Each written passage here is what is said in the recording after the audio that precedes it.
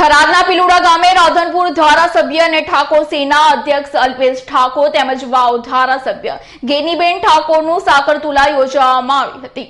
થરાદના પીલુડા ગામે અલ્પેશ ઠાકોર તેમજ ગેનીબેન ઠાકોરનું સાકરતુલા યોજાઈ હતી, જેમાં પીલુડા ગ્રામ્ય સમિતિ દ્વારા તેમને ચૂંટણી જીતવાની માનતા હોય તેમની સાકરતુલના કરવામાં આવી હતી। જેમાં આ કાર્યક્રમમાં રાજપૂત સમાજના પ્રમુખ ડીડી રાજપૂત, આંબાભાઈ સોલંકી, નપાના પૂર્વ પ્રમુખ પથુભાઈ રાજપૂત, મેગીલાલ પટેલ, પ્રધાનજી ઠાકોર સહિત બહોળી સંખ્યામાં લોકો ઉપસ્થિત રહ્યા હતા।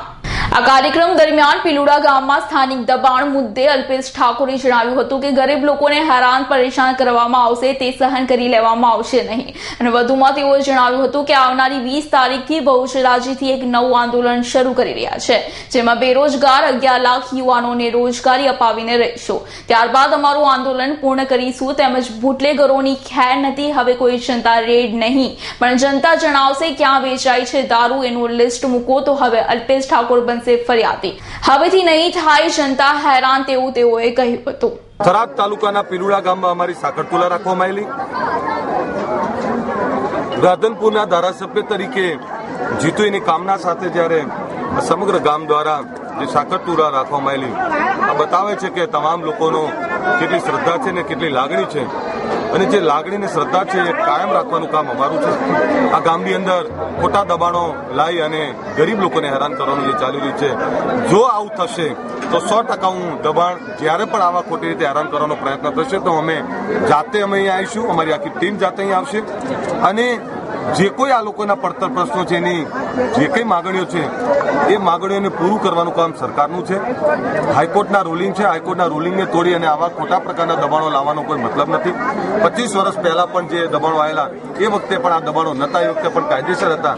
કાયદેસર મકાનોને ખોટી રીતે ખપાઈને દબાણ છે એવું કહી અને રાજકીય કિન્નાખોરી રાખવામાં આવી છે।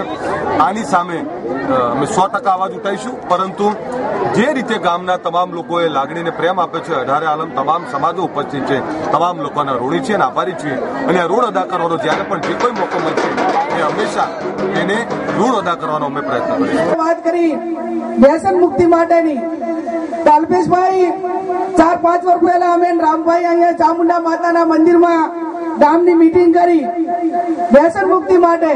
લગભગ અમે 2-3 કલાક અહીંયા ગાલ્યા હતા, આપણા યુવાનોને વડીલોને બધાને ભેગા કર્યા।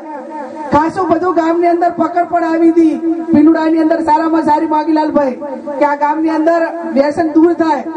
એમાં એક રામાભાઈ પુરાભાઈ કરીને હતા, યશપાલસિંહજી, એમને મનોબળ એવું મગજમાં એવો શબ્દ ચોટ થઈ ગયો। મેં એમને એવું કીધેલું કે આ ઠાકોર સમાજના વડીલ હોય, યુવાન હોય, વડીલ હોય અને ઉંમર લાયક હોય ને દારૂ પીએ તો એની અંદર એમની દીકરી હોય, ઘરે વહુ આવતી હોય તો એમની પાસે કઈ અપેક્ષા રાખે કે મારા સસરા દારૂ પીએ છે। એમને 3-4 આગેવાનો પૈકીમાં રામાભાઈના આંખમાંથી એ દિવસે આંસુ નીકળી ગયા, અને એમણે એવું કીધું કે બેન આજ તો હાંચોથી લાવીને 2 હોલ પીવા દે, આ જિંદગીમાં છેલ્લો પીવો દે, અને જિંદગીની વખત પછી કદી એના સામું જોવું નથી। એમણે ખરેખર એ દિવસે પીધું, મને સમાચાર મળ્યા કે જેટલું પીવું એટલું પીધું, પણ એના પછી ક્યારે આઈડિયા નથી, આને મનોમન નક્કી કરેલું કહેવાય। યશપાલસિંહ વાઘેલાનો રિપોર્ટ, થરાદ।